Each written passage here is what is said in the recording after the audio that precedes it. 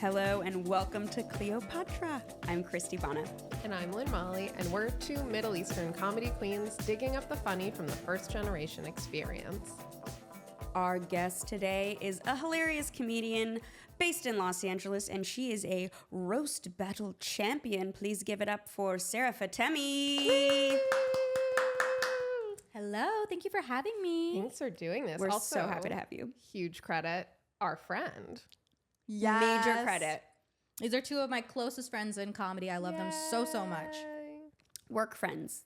No. Well, beyond work friends. We're getting dinner Tuesday night. We're food friends. Yeah. Food friends. Oh my gosh. Can we talk about a little bit of what you're doing this summer? We can talk about whatever you want. Okay. Where are you living right now? Tell those viewers. I'm living on campus at UCLA. Amazing. Yeah. Are you getting hit on by like hot young co-eds? No, because my students are underage and I keep it professional. Not college kids. No, these are high school kids. What? Yeah, Okay. yeah. Also, I didn't say, are you hitting on them? I said, are they hitting on you? No. I thought these were like exchange students from college. Me too. No. So they're just sexually active teenagers. You don't have to reveal that on live podcast. They're very nice kids. Okay. Yeah. Great. I'm really honored to work with them. Fantastic. Smart. Okay, one of them threw a word at me yesterday, and me and the other teacher had to Google it. What was the word? Meritocracy. Oh, yeah. This 15-year-old Italian boy, he's discussing politics with us in English, fluent English, and he's like, it is a meritocracy, no? And me and my coworker just look at each other like, what's a meritocracy? It makes sense that you wouldn't know what that word means since you live in Los Angeles. Yeah. You came to the right place to learn English. Yeah. So yeah, you didn't mention that you're teaching English to these. Oh kids. yeah, sorry. Or they're teaching you English, it seems like. Yeah, yes, they are. Yes, they are. Are you like sleeping in a twin extra long bed? No, actually, I got my own room. I got lucky. Ooh. And it's actually been a really chill experience. It's like a suite, you know? It's not like a dorm. Okay. And yeah, The Sweet Life of Sarah Fatemi. Yes. It's actually very much a sweet life, you know. They've credited all our meals, and so I get to go to the dining hall? Mm-hmm. Stop. Yeah, and UCLA, it's LA, so you know it's like college. The dorm food is healthy. So wait, is that where we're having dinner on Tuesday? Yeah, absolutely. Are you gonna swipe us in? I mean, honestly, I'll swipe you in. Just bring your ID. Okay, no joke. In undergrad, some of my Iranian friends used to just interchange IDs to swipe into the gym. And because we're all Iranian and everyone there working there was white, they couldn't tell the difference. So they would just swipe us all in. We looked nothing alike, by the way. They can't tell the difference. They can't. Absolutely That's super not. funny. They absolutely can't. One of my gal pals and hilarious comedian Denise Lee has a great joke about how she and a bunch of her Asian friends have one Costco membership. Oh my God. We could definitely all share a gym membership, Costco membership, driver's license. Yes.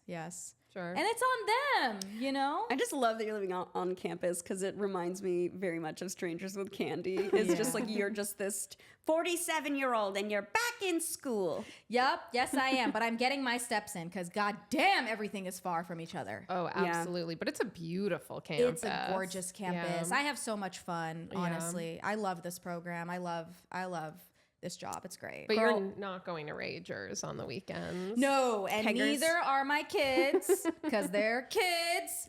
It would absolutely blow to be a European, like, 17-year-old and then have to come here and be like, what? I can't drink wine? I've been drinking wine since I was 14. Right. I had to give Officer. them the lowdown, you know, no alcohol till 21, no weed until 21. But if you'd like to serve in the military, you could do that as early as 12. Yep. Pick up a gun, you know. Or work in maintenance, sanitation, anything you'd like. Oh yeah. A factory, you're allowed to do that. No child labor laws anymore. Nope. No child labor left behind. Proud to be an American. Okay. Okay, chops. So as you know, this pod, we talk about the first generation experience or immigrant experience, and we just want to know, what do we need to know about your childhood or your family context and how you came to be in America? So I was born and raised in Ohio to Iranian immigrants. I visited Iran every year of my life. I'm a dual national. A lot of people don't know this, but for Iran, it's usually easier and less risky if you just go enter the country with your Iranian passport instead of your American passport.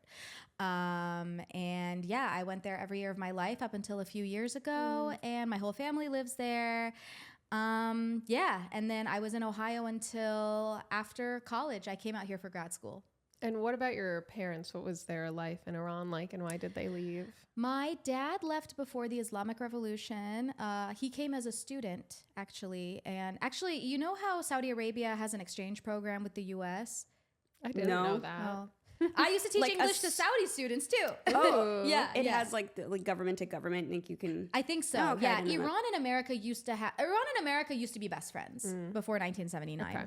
and so there were all these kinds of programs, school to school. So my dad, a lot of Iranian students were here. I mean, there still are here, but it's just a lot harder. But yeah, a lot of Iranian students were here. My dad, he was here, and then he was like, okay, well, there's a revolution happening. I'll stay here for my master's. And then he was And what like, was he studying? Mechanical engineering. Classic. Ding, ding, ding, ding, ding. Yeah, you could have guessed that. Let's Yeah, be I real. knew that. It was either that or doctor. Yeah, and he's like, let's stay here, see how it pans out. And then the war with Iraq happened, and he's like, okay, I'll stay and I'll do my PhD. And then, we kind of saw the end game of Iran, the new Iran, and he's like, I'll stay here. And then my mom was living in Iran as a preteen when the Islamic Revolution happened, and she lived through the revolution and the war. And she married my dad right at the end of the war and came here. Wow. Yeah.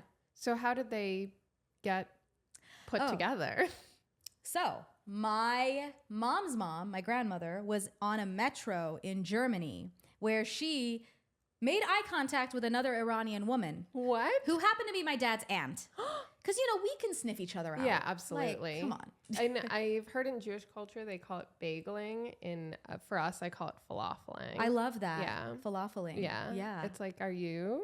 Yes. Yeah. Yeah. It's all in the eyebrows. Oh, it is. Yeah. And in the smell. No, And in the cologne. Is that what that smell is? You said sniff each other out. I was like, I'm going to make a cologne joke, but no, don't. I'm glad you did it. Yeah.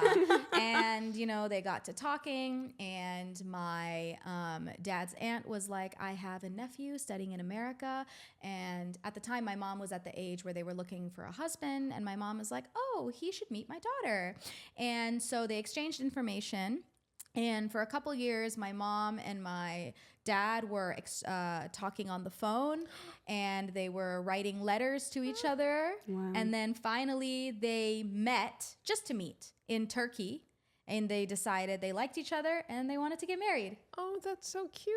Yeah. Speaking of phones, I had to educate my students today about being alive when cell phones didn't exist. Oh my God. And the look on their faces were like, because they've never been alive before social media. So that's all they know. And they're like, what? The phone was hooked to the wall? Mm-hmm. Wait, what do you mean you had to pay to make a public phone call at a booth? Like, it's just so shocking to them. That makes me feel ancient. Yeah. Yeah. Oh, yeah. Because that doesn't even feel like that long ago. My parents still have a landline. Seriously. Yeah. Yeah. Landlines are Yeah. I cannot for the life of me figure out TikTok. No, me neither. Yeah. I can't. I also I can't watch it. I find it extremely boring. Yeah. I don't have the attention it does span. feel the same. Like you're just Yeah. scrolling, and you're like, I'll get lost on Instagram more than TikTok. Me The people too. are like, oh, they'll target what you like. And I'm like, there's nothing that I like, apparently. I just don't need videos front facing people Yeah. telling me I do get lost in the dog videos. That's my weakness. Yeah. Yeah. I don't think goats. I've spent longer than 10 consecutive minutes on TikTok in my entire existence. Yeah. I don't get it. But that also makes us ancient. Yeah. I'm That's pretty okay. sure. Yeah, it's fine. They hadn't even heard of MySpace. Oh no. Yeah.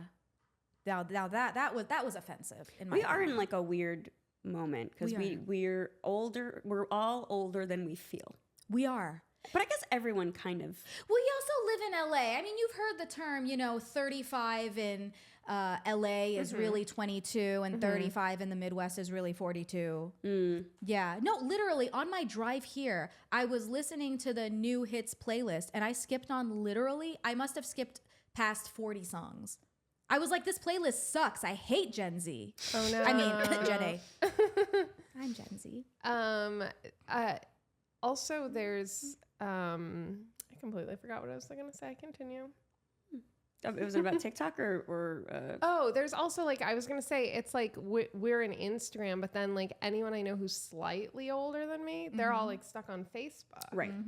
That's where you can have all the political arguments. It's the generational thing. Yeah. We just, by the way, the last 3 minutes were very much old man yells at sky. Yeah. Like as a headline. Like, but I always felt older than people my age when I was like in high school and college anyway. Really? And I gravitated towards older people anyway because I think I was also just like pretentious and wanted to talk about like politics and philosophy, and people in my age group were not doing that.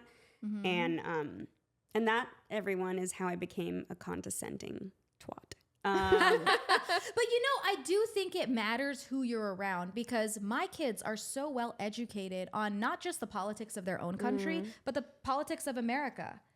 And, what you were saying, see, I've always felt younger than everybody else and everybody always just assumes I'm younger. Now, I'm not going to reveal how old I am, but I'm 20 something.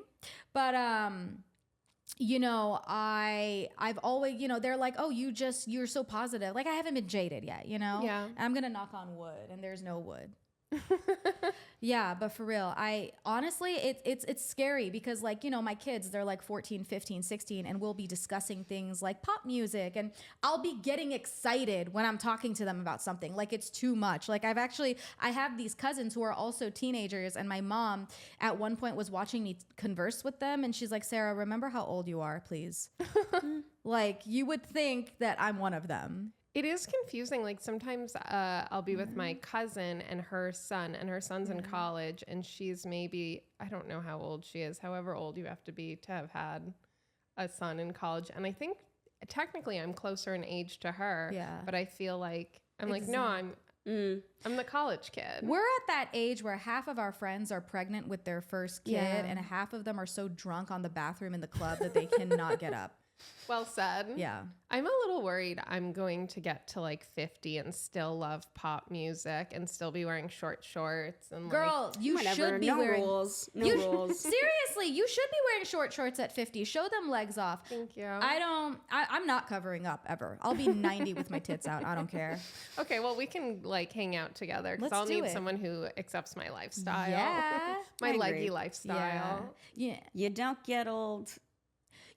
What is it? You don't stop playing because you get old. You get old because you stopped playing.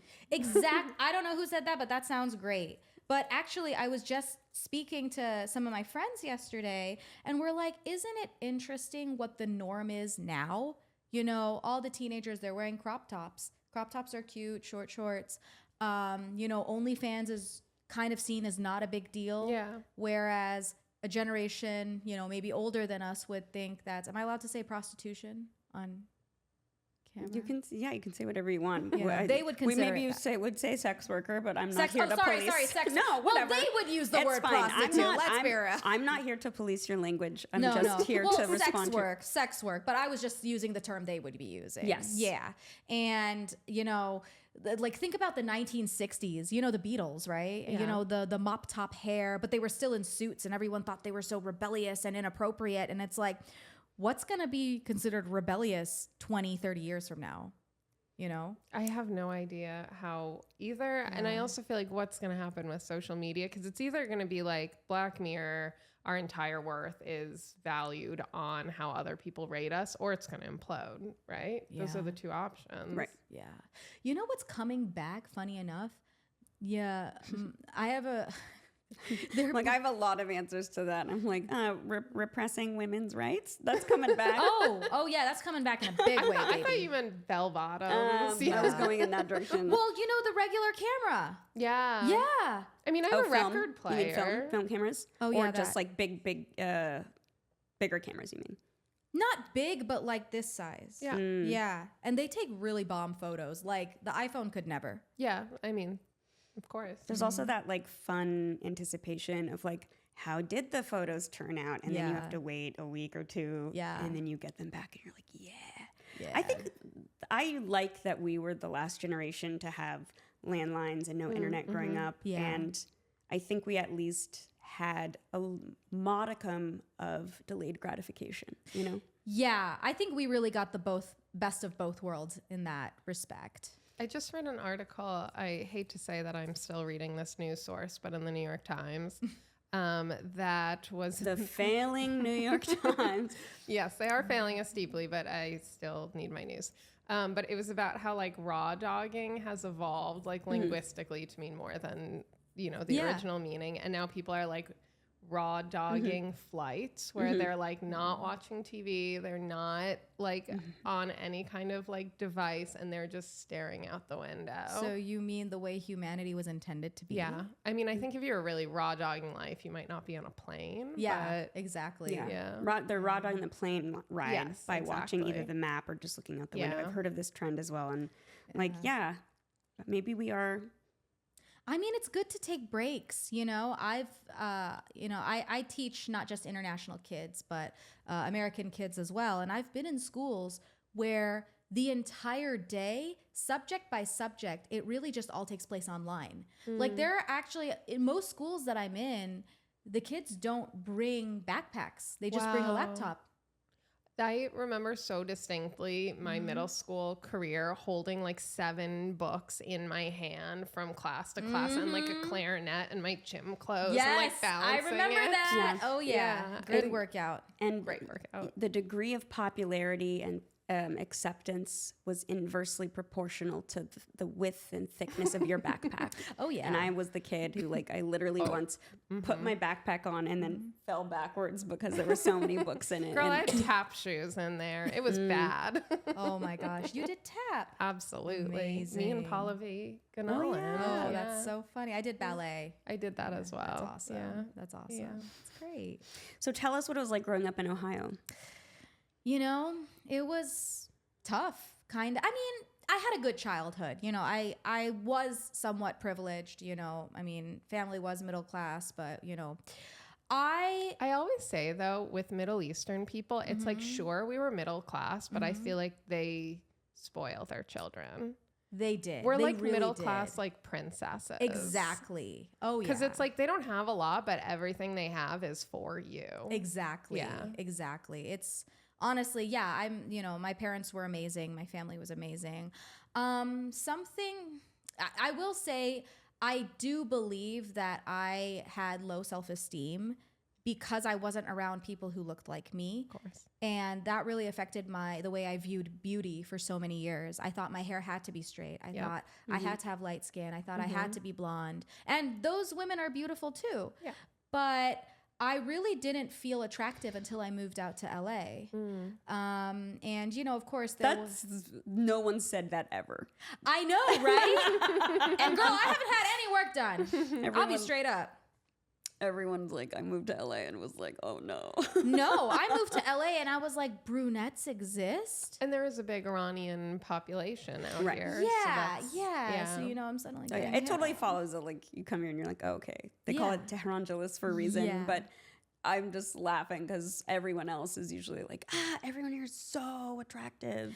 Yeah, yeah. I moved here and burned my wardrobe, my Boston wardrobe. It all went up in flames. I was like, none of this is going to fly here. What was this, parkas? Pretty much. It was just like really basic because in Boston, you just dress to like get from point A to point B in a really bad climate. While here, it's like the weather's always good, so you can dress really impractically. Yeah, Ohio was 4 seasons in a day. Yeah. And so, you better dress like it's, you're in the Alps in the morning, and then by noon you'll be sweating and regretting it. Sweating and regretting. Sweating and regretting. That's what they say in Ohio. Yeah. And plaid was also big. What city in Ohio? Toledo. Toledo. Okay. Yeah, and I will say there was a sizable Arab population in Toledo because we're near Dearborn. Okay. However, they most of them went to the private Islamic academy, and I just went to regular public school. Yeah. So I was the only Middle Eastern kid in my school system, basically. We both grew up in very white universes as Same, well, which is why I think we probably all trauma bonded together. Yeah, totally. The Marvel comic white universe. Multiverse. Sorry. Yeah. Great. Yeah. Yeah. So tell us about what that experience was like, being the only Middle Eastern kid, and then kind of what happened after that. Where'd you go after high school?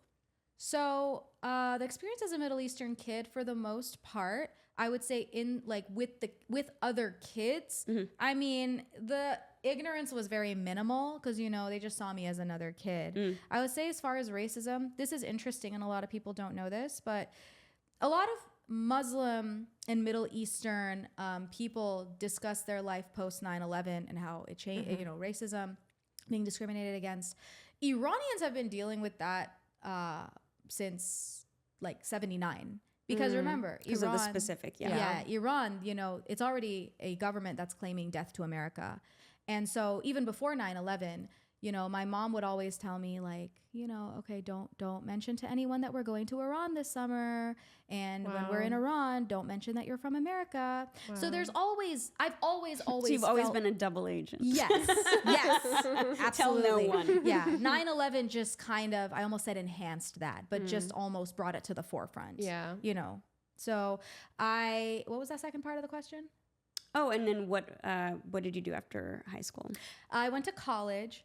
The immigrant parents. What did you go to school for? Business. Okay. Yeah, marketing. So in college, in high school, were you in the arts at all or no? Oh yeah, okay. And it's funny, to my parents' dismay. Like I was the theater kid. I was, speech and debate, orchestra. But dance. Dance, ballet. Yeah, piano. Yep. And I was always an artsy kid, but I never ever thought about doing stand up because to me I'd only seen men do stand up, and I'd seen it minimally. I'd seen Maz Jobrani, I'd seen Russell Peters, but I'd never seen a woman do stand up. So it wasn't something I was thinking. I just always thought that I was going to be an actress when I grew up. Yeah, actress, writer. I mean, you are those things. Yes. Yeah. That too. Yeah. I did stay in Ohio for college as well. So, yeah. Okay. Yeah. And then I'm sure your parents were thrilled with business as a major. Absolutely. They were like, our daughter. Yes. And honestly, I'm very, very grateful that I took their advice and I did do business and did all the art stuff on the side because with a business degree, it's very applicable to the arts. I mean, honestly, our industry is 90% business. Absolutely. 10% creativity. The people who thrive the most, I think, are the business people. What are you talking about? It is a meritocracy, a word I just learned. No, it's kidding. Yeah, we talk about this a lot, about how much being an artist is marketing. Two pathways for stand-up comedians. There's some people who are so like artistic and interesting and unique, and like I think about Julio Torres, for example, who like can ride on like that incredible like originality on their own. And then there's everyone else who like has to make a business out of it. But even so, even the very artistic people, you still need to promote yourself online. Yeah, otherwise you won't get discovered. Yeah. So, that's why I don't really like it when comedians complain about social media, because it's like, well, the gatekeepers are gone. Yeah. I don't want it to be the way it was 20 years ago where you had to just, hope for someone to come see you and then get a big break, Yeah. Yeah. Create your own opportunities. Yeah. I mean, that has been really cool. I feel like right now I've been out of TV writing, which is like usually my job for like 2 years. But in that time I feel like full-time busy because like I can create a podcast. I can, do anyone's project. It is pretty cool. Yeah. Yeah. I mean, it's sky's the limit, really. Yeah. Yeah. That's a really nice way of thinking of it. I think I don't think it's bad that we have to be on social media. I think it's more just that social media is its own thing, its own skill set. Mm-hmm. You know what I mean? As opposed to just like doing stand up. Totally. You know? Yeah. Yeah. And it's like, you know, we're all, I mean, I kind of came out to LA though with that mentality. Like I already hyphenated, you know, I'm an actress, writer, producer, stand up. And then now we just add influencer to the list. You know, I feel like everyone in LA hyphenates. Yeah, absolutely. Did you start stand up in Ohio? No, I started in LA. You're like, I came as a stand-up in my hyphenate. Oh, sorry, that's not what I meant. Yeah. I caught myself in it. I was like, maybe they want it. Oh, no, I was just curious if that's where you started. I don't think my hometown has a scene. Yeah. Actually, didn't somebody say that, was it Galena's? Galena started in Ohio, scene? Yeah. but she's from either Cleveland or Cincinnati. Those I are always bigger forget. cities. Oh, okay, yeah. Those are bigger I guess Toledo maybe. Yeah. Maybe I'm sure Toledo has a little bit of a scene. They have a club, the Funny Bone, but I don't know about, like, I would never see, like, open mics for comedy. I don't know anybody who, I mean, I know a couple people who I grew up with who do stand-up now, but they were in Columbus. You know, they moved down there. So, yeah, I don't know about Toledo. I also feel like stand-up has, in smaller towns, has only recently, like, really picked up. Because I think because of the online thing you were saying before, like, someone who is in Ohio can see more stand-up and it's more accessible and then they get inspired. I've noticed all the little cities are, like, really blowing up. Oh, totally. Right now. I have a Google form. Please vote on it. And it's like, where do you want to see me perform next? And I've got like 2 people in bumfuck Alabama. I've got 2 people in Amsterdam. I've got someone in India. And it's like, cool. Looks like I got a world tour to plan. Also, will they pay for your plane ticket? Yes, that is important. That is important. Yeah. Yeah. Yeah. So you went to college for business, and then how did you come out to LA? Grad school. Okay, where'd you go? Loyola Marymount University. Oh, cool. Go Lions. Yeah. And, you know, my dad, who is an engineer, and he did his PhD. So as a small kid, I was always like, oh yeah, I'm going to get my PhD and all that. Now, I think there's also still that immigrant mindset that you have to go to graduate school as well. That's why I went to graduate school, and Christy also went to graduate school. Did you guys go to graduate school out here?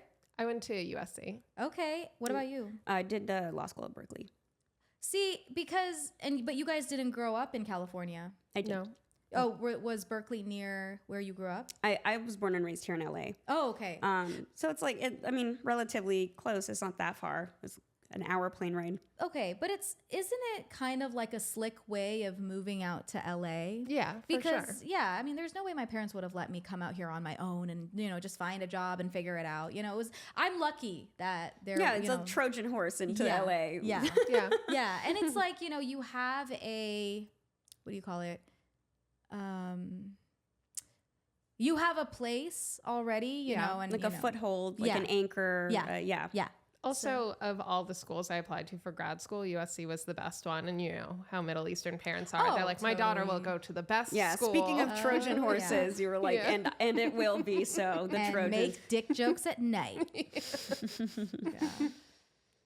Okay. What was your graduate degree in? Writing and producing for television. Cool. What was yours in?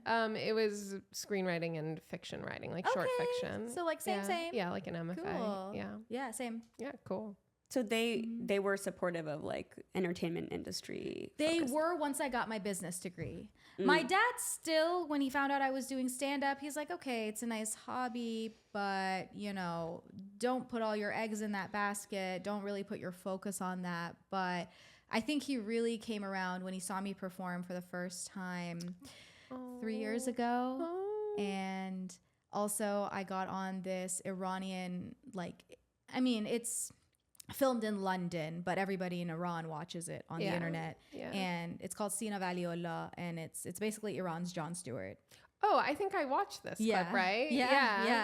Yeah. So, and it's like, you know how sometimes when your parents are immigrants, it's like I think it was Robin Tran. She was like, I've been on Comedy Central. I've been on this, and this. But my dad got the most excited when he saw me in our local Vietnamese newspaper. They did a little feature on me. Of course. Yeah. My parents are, I guess one of my aunts sent them hilarious Habibis in like Arab news or something. And it's, Yeah, that's when you know you've made it. Yeah. It's so funny. And you were speaking Farsi. I was so impressed when I saw that. I was like, not only can she speak it, but she can speak it on TV. Thank you. And to be funny in another language is very hard. Ooh, that's subjective. I will say, I did get roasted for my set, but that's just because there was a lot that I did have to stay away from. Of course. You know, especially when you have family in Iran. Yeah. And, but yeah, it was, you know, I can make jokes in Farsi. It's fun. Did you have to do a clean set? Yeah. Oh yeah. I actually, one of my jokes got cut. It was actually my favorite joke of the set. It was, so we have this phrase in Farsi where Mia magabet, which means I'll come up behind you. But what it means is I'll pick you up, like with my car. My mom says it a lot. Actually, no one in Iran really says it anymore. That's how they know I'm an Iranian-American, because it's like an antiquated. Yeah, exactly. And so I said... and I also revised this joke, by the way, because the first time I said it, they're like, that's racist. It's inappropriate. Okay. So the original one was, my mom told me, Mia magabed, I'll come up behind you. And I said, what, are you Ghazvini? And Ghazvin is a city in Iran where they're famous for taking it in the ass. I don't know how you get that stereotype, but that's a stereotype. And then, you know, I'm getting my makeup done in the dressing room, and the co-host is like, that's racist. We can't say it. You know, not that Ghazvinis are a different race, but it's like discriminatory. It's a different city, prejudicial, right? bigoted. Yeah, and I get it. So I changed it to, you got to take me out to dinner first. And it still got cut. Yeah. So was your entire set like, I love the Iranian government, and here's why. Well, no. So this show, because they film in London because they're anti-Iranian government. Got it. Yeah, Got it. It actually just got canceled, unfortunately, for making fun. They, you know, the people bankrolling it. I think it's the Saudi government. I'm not sure, but they got upset that our Jon Stewart, was roasting the president's death. You know, suddenly Saudi has morals, but yeah, no, my set was like, I was talking about this boy who I saw, and this is a true story, by the way. He invited me out, and I thought he was asking me out.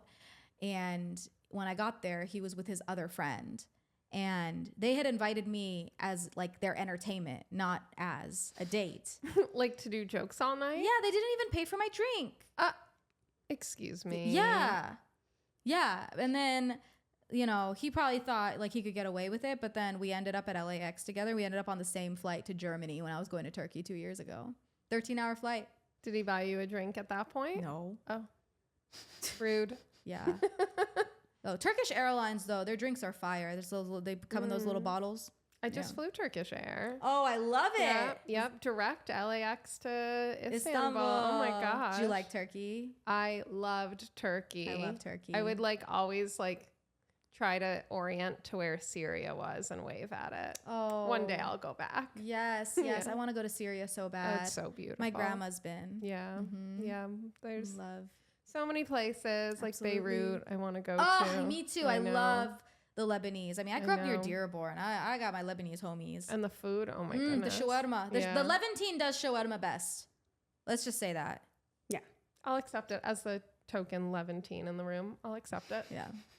Yes, we have a token Levantine every episode. It's always me. And it's always you. That's really cool. So how do you feel like your culture has like informed this like journey you've been on? Do you feel like most of your creative stuff is like identity inspired? I would say actually like maybe 50%. I don't want to just be an identity comic, because I do feel that everybody contains multitudes. And not everybody. Again, no. I'm just kidding. JK. Again, from a business perspective, you know, the more and more Iranian comics we get, you know, the jokes may seem more similar. And yeah, I don't want to just talk about that. I mean, I would actually say my strongest stuff is my dirty bar show stuff. I was going to say, you're not a halal comic. No, I'm not. I mean, I can be for the right price. my roasting, and which is also a pigeonhole in itself. I mean, it can be, I do believe that as a comic, we should have multiple sets. Like you should have an ethnic set. You should have a clean set. You should have a bar show set. That's not to say that you need to have a set for every single specific show ever. But I do think that, again, business sense, if you want to make money off of this and, gain multiple audiences, there should be versatility. Like, I was going to add something to that. Oh, I was going to say, I actually love it the most when I get booked for a specific show, like an Asian audience or an Arab audience or a tech audience, because that forces me to write specialized jokes for that show. That is good. It's always good to have something that gives you like a little bit of an assignment. Yeah. I love that. Rules make you be creative. They do. 3 graduate degrees in here. We love homework. Yeah. Nerds. Absolutely. How are your parents doing with the dirty material? My mom loves it. She's always thought it was funny. I definitely get my dirty sense of humor from my mom's side. The things they say in Farsi, and she's going to kill me for saying this on the podcast, but my dad's family, they're a little more polite and proper. Okay. He doesn't love, I will say every time he does come to a show, I do clean it up. So but I clean it up the best I can. So I have like a dick sucking joke.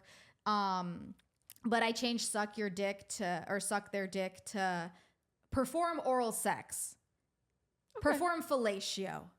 Which means the same thing, but it classes it up. You just like make everything sound like you're in a deposition. Exactly. Sexual relations. Yes. I did not have sexual relations with that woman. Yes. With that man I did. Yeah. And then are they like keeping track of you online? My dad does not have social media. Okay. My mom does. Yes, she sees everything. And she used to actually message me a lot. Like, can you stop tweeting about sucking dick? Can you... Love you, XOXO. Yeah, like she, can you take this picture down? She's definitely backed off a bunch. I am an adult. I do make my own decisions, and she's accepted it like fully that like, okay, I'm a comedian. I'm going to be saying some stuff. I'm going to be posting some stuff. Yeah. But yeah, in the beginning it was hard, but yeah. They keep up. Oh, my family in Iran sees everything. And that was a big thing, and I love them so much. But they're so nosy, right? Yeah, but I mean, I love my cousins to My death. family's so nosy. I mean, well, here's what the issue was. I started putting Farsi captions on my stand-up clips along with the English ones after my Sina Valiullah episode, my Embassy Persia episode, because I wanted my new Iranian followers to also understand and grow an audience. And my mom was like, you don't have to put Farsi captions. Your family doesn't have to know what you're saying. Yeah. Did that help your following? The show itself did. I mean, yeah, and I mean they enjoy seeing it, and I think it's cool. I see some Latino comics do that, and like, why not? I want everybody. If I could put all the subtitles, I would. Yeah, if it makes sense. I mean, certain things you can't. If it's a roast battle, I can't put Farsi subtitles on it. Because a lot of things are wordplay. Yeah. Oh, yeah, that would be really funny. Yeah. Just like nothing would make sense. Yeah. And a lot of like referential stuff, I feel like too. Yeah. Pop culture stuff. Yeah. So let's talk about your like reign as roast battle queen. Yeah. How did you get into it in the first place? So I got into it in August of 2018. I'd been doing stand-up for 2.5 years. I was at a point where, again, I was new to stand-up, so I just wanted to try everything. Yeah. So all these different styles of shows that feature different, styles of comedy, I wanted to try that to see what I was really made for. And roast battle, it happened to just be one of those things. I saw a flyer online. It was, actually remember who it was. It was Zara Ali, a Pakistani comic. I don't remember who she was roasting, but I saw her on there and I'm like, roast battle, interesting. And I said, at the Comedy Store. See, initially, I'd assumed that roast battle was just kind of an alternate show in the belly room that didn't really have a lot of audience, that it would mostly be comics cheering each other on, like a fun little thing. And I'm like, I want to try that. So, I messaged the producers. I got booked. To battle Alex Getlin, who he's in Boston now, I think. Yeah. And he'd only done it a couple times too. So But I love that you saw Zara. Like, I feel like that probably helped you be like, oh, I can do this. I saw Zara do stand up, and I was like for the first time when I went to my classmate's show, and I was like, I'd never seen a Middle Eastern woman doing stand up. Yeah. And I was like, why haven't I tried this? That's amazing. So thank you, Zara. We love Zara. Big fans of Zara. Yeah. That's Yeah. awesome. I remember the first time I didn't know like any other brown women comics. And one of the first shows I did, she was on it. And we just were like, we love each other. I still remember her old jokes, jokes from that night. Such a good joke writer. Yeah. And so yeah, I sign up for it. I get there and I see the room is packed. And I was like, oh, this isn't some beginner shit. This is like a big deal. Now, luckily, I'd gotten my makeup done at Sephora. I think it's because it was my first roast battle. I was like, well, at least I'll look pretty. So that'll give me some confidence. And I go on stage. I end up winning. It was a fun battle. And then I ate a dick the second battle. I won, but it was such a bad battle that... What do you mean bad? Like vicious? No, it was... The jokes were trash. Like, I just did not know what to write for this guy. And my opponent was also... The jokes were not good. I mean, I don't even remember who was my judge, but he was like... Sarah, you may have kept missing the free throws, but at least you were playing the game. And I won, but it was bad. And so, and then my third battle, because here's the thing. Usually if I do poorly at something, I want to be like, well, I want to try it and like get good. Yeah, it's like more motivation. Yeah. I'm not going to let this be my legacy. Third battle, ate an even worse dick because I had forgotten that I had a battle. No, you had bad oral sex. I was with my parents for 6 weeks, so I was having no oral sex. But yes. Sorry, I just got it. Yes. Call back. Yeah. Call back. Hey. Yeah. I didn't quite land it, to be honest. The parallel wasn't perfect. It could have been better. No, brain is on Iranian Standard Time. No, I mean, it was so bad. I was just like, and I kept a smile on for the end, but it was just so bad. I lost, and people were like, the judges were roasting me. They're like, "You're undefeated. Who have you been battling?" Like, yeah, because I had forgotten that I had the battle, and I realized the day before. Oh. Yeah, but then I was like, I can't leave it like this. I can't. Yeah. So I kept battling. I made it a point to battle every single month until I got good at it. Wow. Because what really inspired me was after my first battle, after I'd won, I was an undercard, and then they have the main events. Main events is 5 jokes each, whereas we're 3 jokes each. And I think there were 2 main events that night. I think it was Lou Misiano and Zach Stein, and then Paige Wesley and Leah Kayajanian. And I remember watching the back and forths and watching their rebuttals and just watching people cheer and thinking, oh my God. And like seeing Lou and Zach dressing up like Lou, because Lou always has his suit on. And, just watching the back and forth, the rebuttals, the intros, far extending beyond our 3 basic jokes. Yeah. I was like, wow, this is what could be. I'm going to work towards this, and I want to get really good at it. That's so interesting. It's almost like before you prepare for an oral argument in the law, you We're have using the like word oral a lot. people, but you have Yeah. people moot you basically. Yeah. And so you become very well versed in like the law and the counter arguments, and then throw them at the other person. So you anticipate things that are going to be said, weak points. And I see such a parallel in that with roast battle. Christy, go roast battle. Oh, I feel Yeah, like roast queen. I feel like men will be crying. Oh, yeah, I could see that. I mean, Bring them to tears. I don't want to discover that I'm really a terrible person deep down. Yeah. How like, I guess, it's all, that's kind of the foundation is just like, we're all roasting each other, and you just have to take it in good fun and take it as a joke. But do you feel like people do actually take it personally? Like, do you think everyone who participates in roast battle actually is like, whatever? I've never been hurt in roast battle because I've always kind of understood from the beginning that roast battle, it's like the Jerry Springer show. You're there to entertain. Nothing we say is really meant to be taken seriously. At least, I'll have comics come up to me who've never done it before and be like, oh, I wouldn't do roast battle. It's so mean. It's like, first of all, you're the meanest comic I know.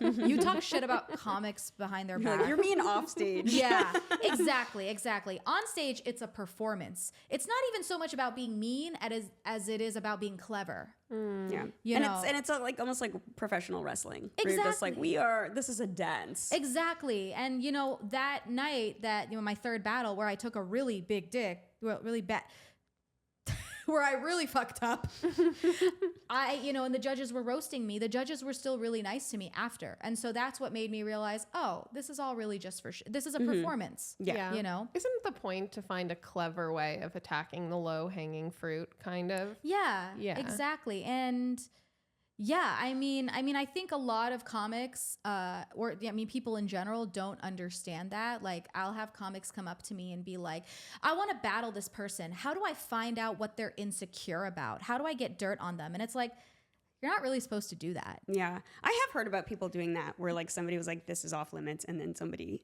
Yeah. And that you will lose respect in the roast battle community if you do that.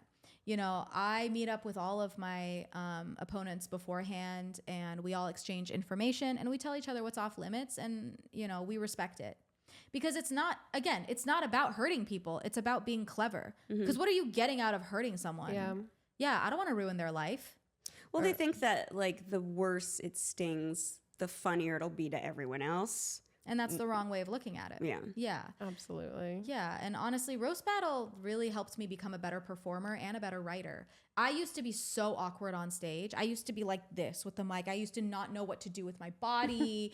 But roast battle taught me joke structure, and it taught me to just like let loose and have fun on stage. Because that's what you're supposed to be doing. Jeff will call you out. He'll be like, I want to see you have more fun. We're going to pivot to some questions. Our first question is, Cleopatra was the queen of luxury. What is a luxury item that you do not skimp on, or something bougie that you like never think twice about dropping some coin on? Not all makeup products, but like foundation. It has to be good. A nice haircut. Okay, yes. Yeah. Skincare. We're in it for the long haul. We want to look 20 when we're 90. Absolutely. Yeah. I don't think I want to look 20 when I'm 90. I'll settle for 40. 40's good. 40, Yeah. We want to slow the aging process. Yes. But yeah, I mean, mascara, eyeliner, you can get away with stuff like that. But no, I think like foundation, concealer, you don't want to go with the cheap stuff. That's fair. And then Cleopatra, she lived in Egypt, but she wasn't from Egypt. She's more Grecian. What are some, but she embraced a lot of like Egyptian customs. So what are some American customs you've embraced, or some Iranian customs you can't let go of? Oh, the evil eye. Oh, of course. I literally just bought an evil eye repellent yesterday. A repellent? Well, those evil eye to hook to my Keychain? Keychain, yeah. Because Oh, I thought there was like a spray now or something. no, just There's an air horn like for bears. No, and you know why? Literally 24 hours earlier, my evil eye bracelet had dropped or had shattered. Somebody gave you the eye. And Exactly. It It can't absorb any more negativity. And so I was like, I have to get a new one. You do, yeah. And I have to get a new one immediately. Immediately. And I was so scared. I have this giant evil eye repellent that I got from Iran, and I stuffed it in my bag on my way back to campus. And then on our excursion, I went and I bought another one. I never can be away from an evil eye. Do you know who was breaking your evil eye? Who was doing it? Do you have any suspicions? You don't have to say. Don't say their name, do. but you have. But you do. Is it a? It's not a specific person. But I recently got a pretty big opportunity in comedy, and there might have been, some. So I mean, it's we all your feel haters. it. Yeah. I feel like that's a good sign if it's breaking. It means someone's jealous of your success. Yeah. I mean, Is that the thing that they say that when your evil eye breaks, it means that it can't absorb any more negative energy? Yeah.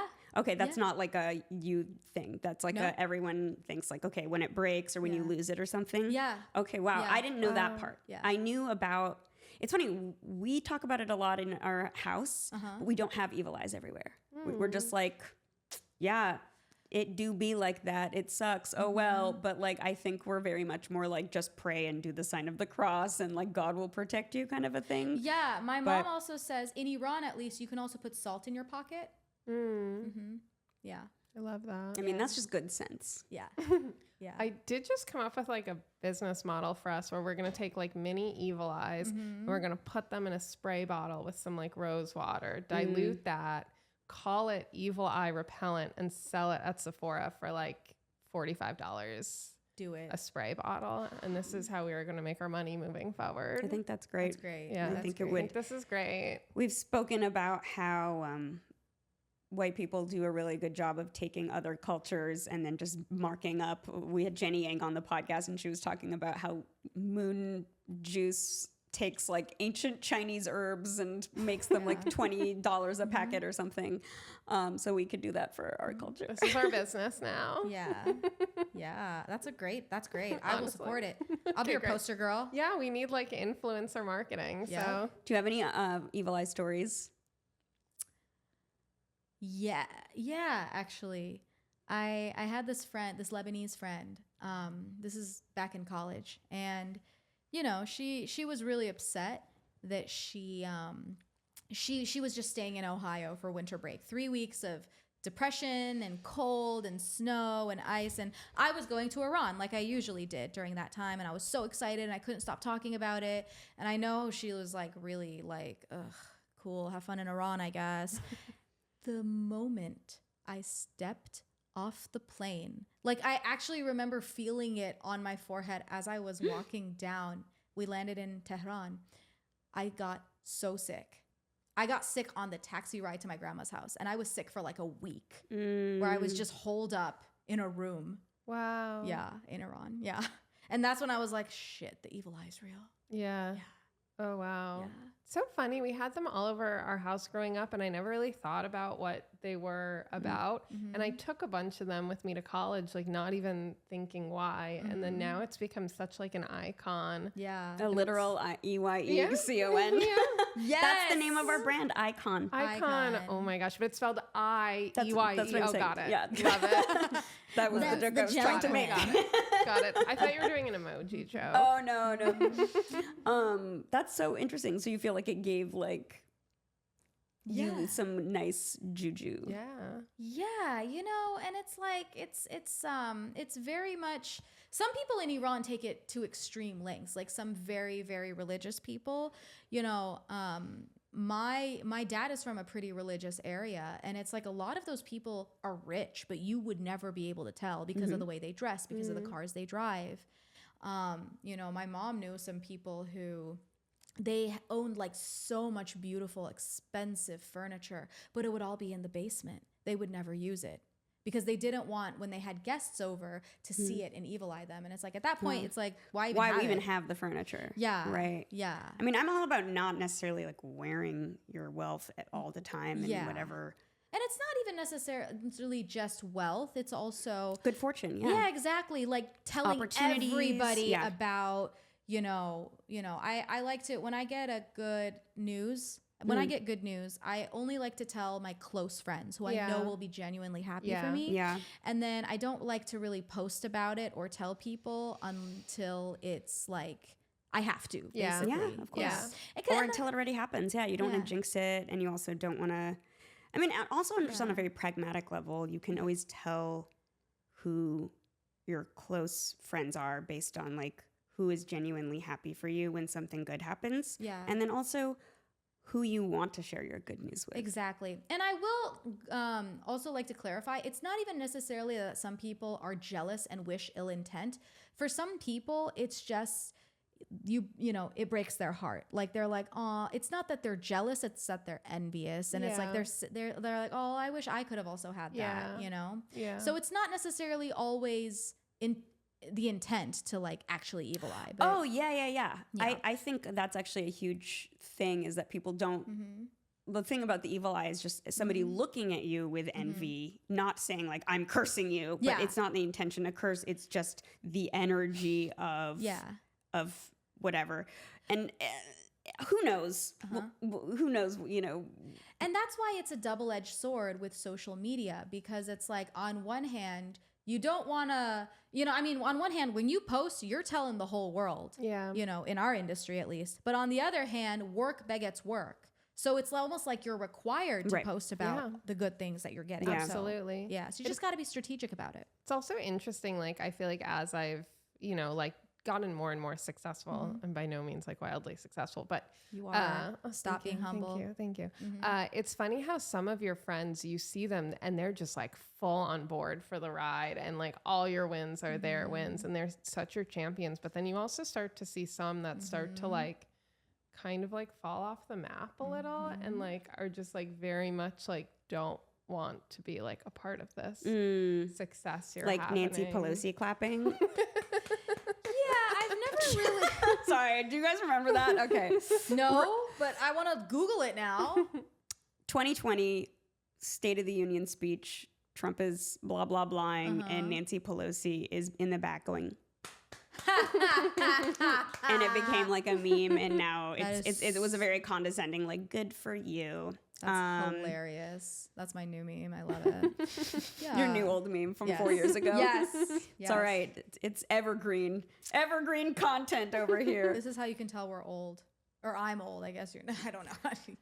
It's okay. I feel like we need to stop with the age anxiety on this podcast. I think there's too much age anxiety in LA in general. And like, I just think. Because I really don't even feel it, to be honest. And actually, my comedian friend, I mean, I don't want to say her name because she posted on her close friend story. She made a really valid point. She's like, I'm really tired of the age deprecating stuff, because you're basically advertising that you're old, and so studios aren't going to buy your scripts, and they're going to see you that way, Yeah. So I understand self-deprecating humor is a thing for some comics, but I think again, we need to be mindful of how we're presenting ourselves. Right. And age doesn't.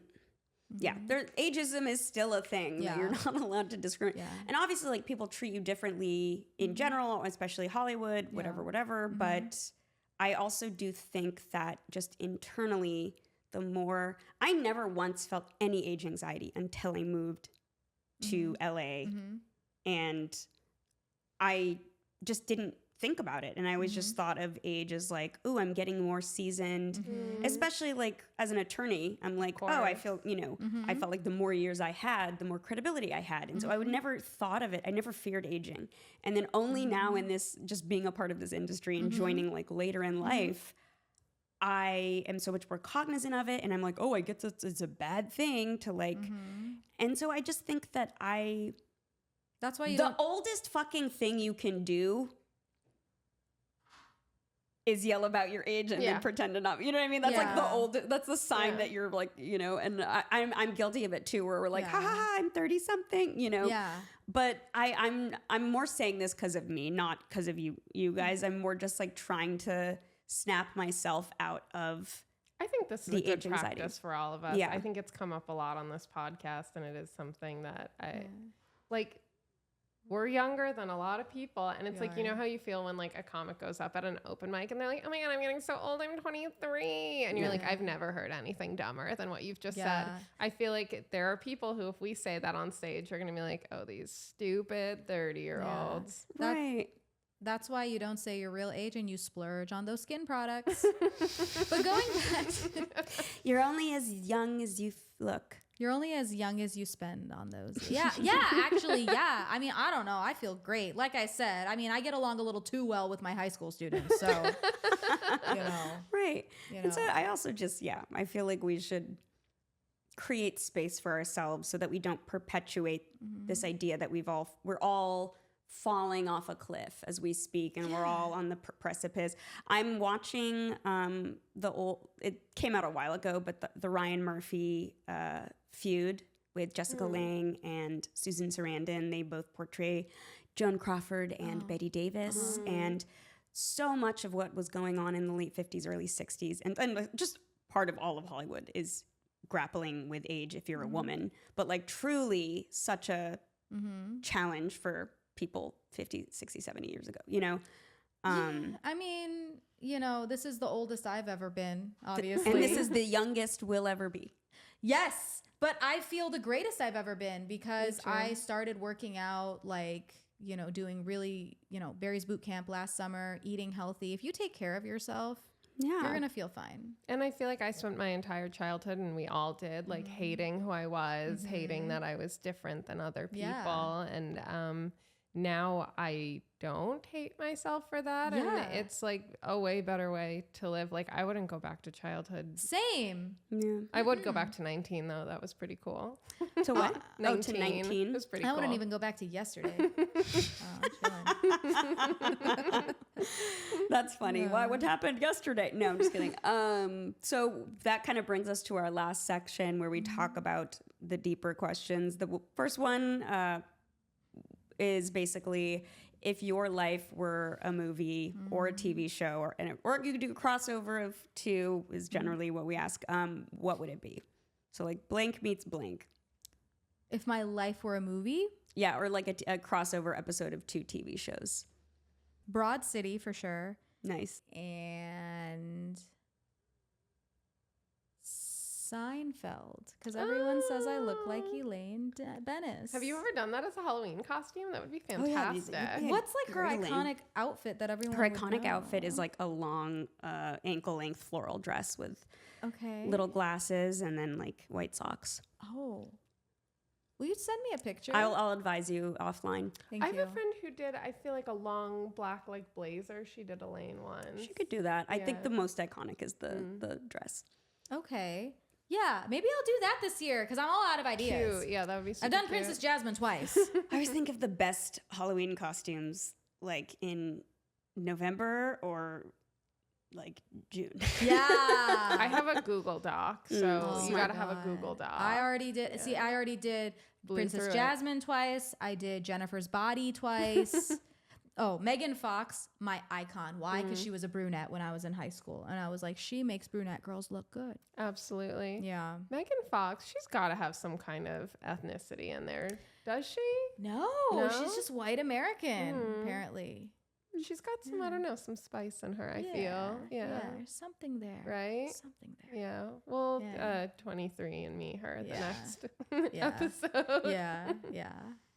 And then Cleopatra had a storied legacy as a politician and a scholar, among many other things. What kind of legacy would you like to leave behind, and what would you like your epitaph to read? What's an epitaph? Your gravestone. Like what's it gonna say on your We should tombstone? I'm an Change- English just change teacher, it. guys. We've had multiple people ask what that is. It's You're gonna not say meritocracy. Yes. Yes. I want my legacy to be that I was a kind, caring, empathetic person who always made people laugh and feel good about themselves.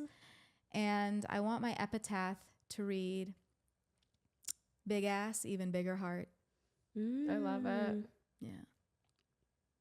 I like that. I want to be objectified even in death. Yes. Because it's natural, you know? Yeah. It's not something to be proud of. Yeah, absolutely. Clear heart, fat ass, can't lose. Uh-huh. Yeah. Yes, ma'am. It's like a peach-shaped headstone. Oh, yeah. Yeah. Yeah. Yeah. perfect. I've had people ask if I have a BBL. Really? Yeah. And you were like, no, I'm just a Middle Eastern woman. yeah, Get over it. curves. Yeah. More curves than Iran's north side. You know, I'm so bad at geography, so I can't I don't can't expect draw you to an know. outline of Iran. Well, Iran is actually shaped like a cat. But the north, the Shomal, it's you have to go Jadde Chalus, which it's like a really curvy road, and yeah, I want to go one day. we will. I'll take you. Okay, great. Cool. Hijab's ready. Just kidding. Dust off those hijabs, ladies. I saw Lululemon has one now. Oh, yeah, okay. a Lululemon hijab. Really? Are you sure it's not a balaclava? I'm pretty sure. Okay. Yeah. Wow. Yeah. Amazing. Cash up. See, business, creativity, and business. I mean, sweat wicking. Why not? Yeah. There's some heat out there. We'll reach out to Lululemon separately. So that has been the end of the episode. Thank you so much for coming. We love you so much, and we're so happy to finally be able to talk with you more about your story and have you here. So Thank you so much for having me. I had so much fun. Yeah. where can people find you and what would you like to promote? You can find me at Sarah Fatemi Official on Instagram, at Sarah Fatemi on TikTok, and at SARAKIJOON on Twitter. I made a mistake when I made my username and I messed it up. Not because I'm old, because I'm stupid. But I will be at the Burbank Comedy Festival August 11th through 15th and at Skankfest in Vegas September 27th through 29th. Yay! Thank you so much for joining us. We'll see you next time. Until then, I've been Christy Bana. I'm Lynn Molly. And I'm Sarah Fatemi. Thank you so much. Bye.